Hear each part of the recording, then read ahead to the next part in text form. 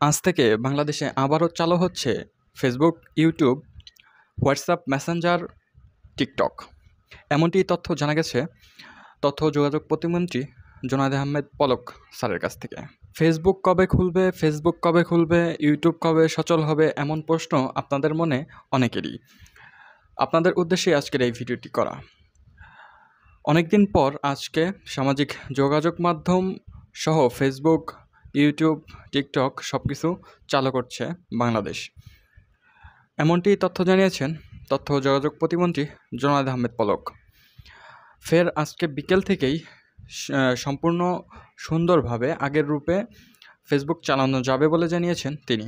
ইতিমধ্যে এটির প্রমাণও পেয়েছি, কেননা আজকে আমি দুপুর 2:30 থেকে আমার ভিপিএন ছাড়া আমি ফেসবুক ইউজ করতেছি, অনেক ভালোই চলতেছে। হয়তো বা বিকেল বা কালকে থেকে পুরোদমে অনেক ভালো চালানো যাবে।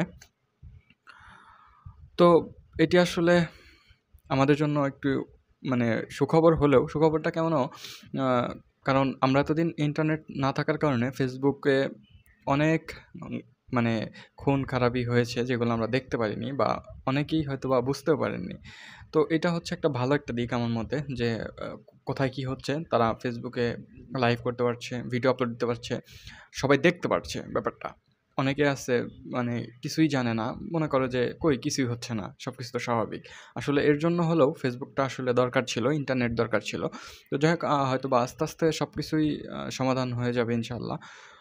তো এখন যেহেতু ইন্টারনেট, মোবাইল ডাটা ওইভাবে চলতেছে না, ওয়াইফাই দিয়ে ফেসবুক চলতেছে আমি দেখলাম।